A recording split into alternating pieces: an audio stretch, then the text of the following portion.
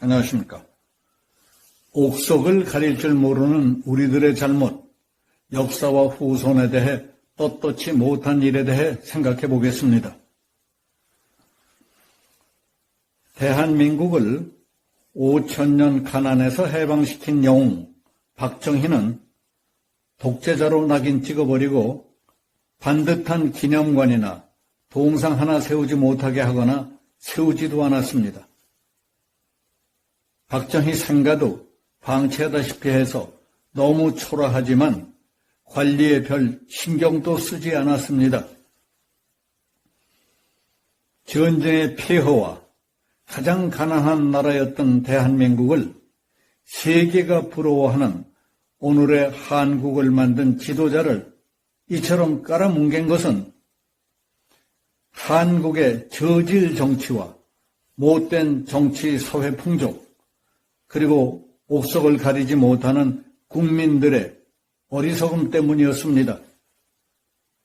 부끄럽고 역사와 후손에게 떳떳지 못한 일이라고 생각합니다.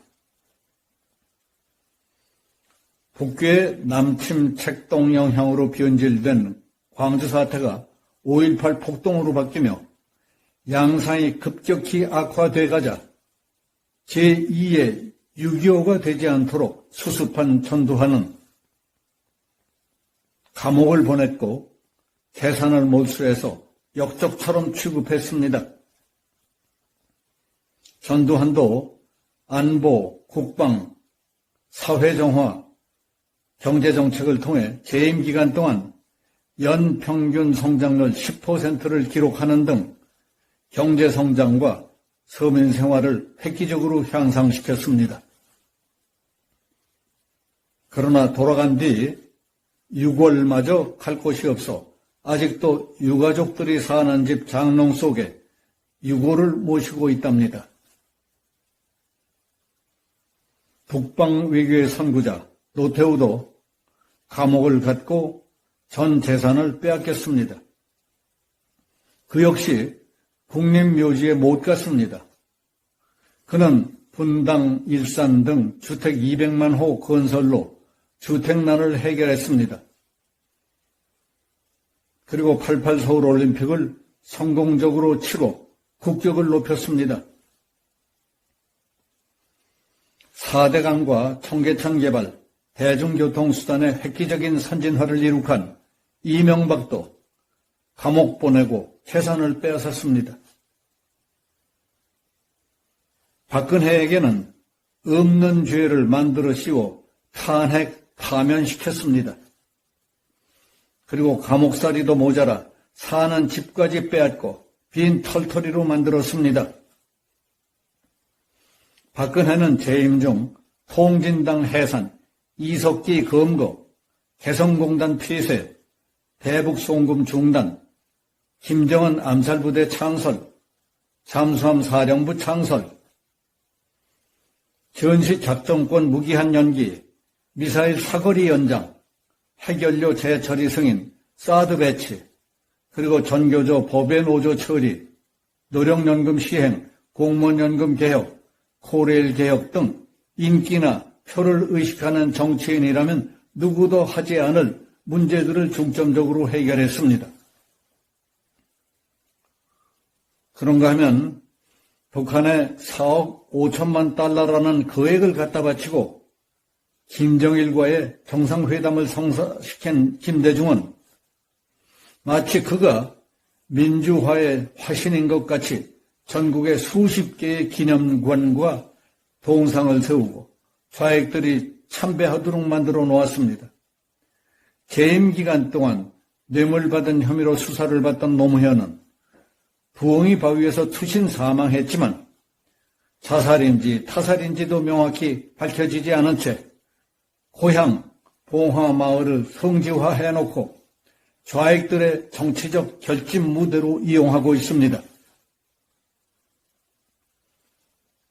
북한의 굴종 아부하고 중공에게는 사대주의로 사대하고 혈맹인 미국에는 반미하고 경제 망쳐놓고 탈원전하고 외교 엉망에 국가의 안보조차 뒤흔들어 놓음으로써 나라를 이 꼴로 망쳐버린 시대의 국가 반역 행위를 곳곳에 저질러 놓은 문재인은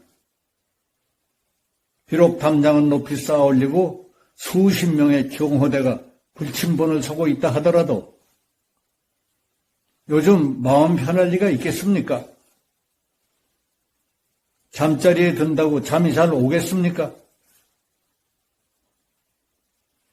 한마디로 이 나라를 일으켜 세우고 살만한 나라의 바탕을 다지는 데 큰 힘을 보탠 보수 우파 애국 대통령들은 모조리 깎아내리고 역적 취급을 하다시피 한 것이 누구들이었습니까?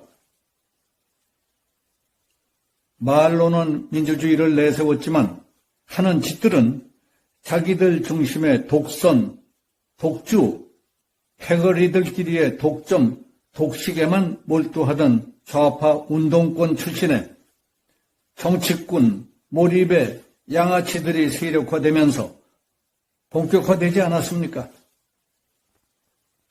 먼저 사람들이 노력해서 거둔 성과의 열매는 모두 자기들 것처럼 깔고 앉고 먼저 사람들의 잘못과 약점만 부각시키며 계속 헐뜯고 흠집내기에만 눈이 뒤집혀 그동안에 저지른 파괴적인 행태라고 볼 수 있습니다. 그래서 한다는 짓이 그들의 업적은 지워버리려고 애쓰면서 몹쓸 놈 만들기에 힘을 기울였던 겁니다. 나보다 나은 사람을 보고 배우려는 것이 아니라 그들을 시기, 질투, 저주하며 공격하거나 아예 없앴으면 하는 병적 열등의식이 느껴질 정도의 중증 환자들이 날치고 있었습니다. 거기서 끝난 것이 아닙니다.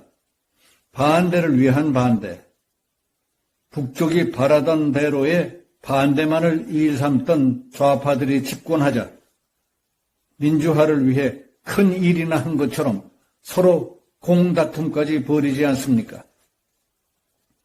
심지어 북한의 대남 적화 공작과 포섭 조직화 비법, 투쟁 방법, 선동선전 기법까지 동원되지 않습니까? 그렇지 않고서야 이럴 수가 없을 겁니다. 이런 상황에 대해 모두들 무관심하고 방치하다 보면 우리도 제2의 베트남이 되고 아프가니스탄이 되고 베네수엘라가 되는 것은 잠깐새의 일입니다. 입만 열면 민주화를 외치는 저들은 북한에 대해서는 민주화를 요구하거나 인권에 대해서는 입도 뻥끗하지 못합니다. 그랬다가는 저놈들이 그냥 놔두겠습니까? 꼼짝 못할 약점까지 잡혔을 텐데 잘못 걸렸다 하면 감당할 수 없는 잔혹한 처벌이 기다리고 있다는 사실을 알기 때문에 좌파들은 함부로 입을 열려야 열 수도 없을 겁니다. 저들에게 포섭을 당했거나 어쩌다 걸려들었는지는 모르지만은 발목을 붙잡힌 이상 꼼짝없이 지령대로 움직일 수밖에 없는 불쌍한 노예들이며 꼭두각시 드릴 뿐입니다. 요즘 속속 드러나고 있는 그들의 비리와 부패, 적폐를 보면 나라를 팔아 세금을 빼먹고 국고를 털어 국민 세뇌시키고 국민을 공짜병에 걸리게 만들고 있습니다. 우리는 저들에게 오염된 악마의 화신을 볼 때마다 끓어오르는 적개심과 분노를 참을 수 없습니다. 대선까지 출마했던 정당 대표라는 놈이 저질러 놓은 부정, 부패, 비리, 거짓말과 뻔뻔스럽고 당당한 척하는 가증스러운 모습을 보며 매일 부글부글 끓는다는 사람들이 많습니다. 저렇게 썩어 문드러지고 역겨운 냄새가 진동하는 인간 쓰레기들은 하루빨리 정상적인 사람과 격리시켜야 합니다. 썩은 것과 성한 것이 섞이면 삽시간에 몽땅 다 썩어버리게 됩니다. 옥석을 가려 뽑지 못한 우리가 또다시 잘못한다면 역사와 후대들에게 씻을 수 없는 죄를 짓는 것입니다. 여기서 마치겠습니다. 감사합니다.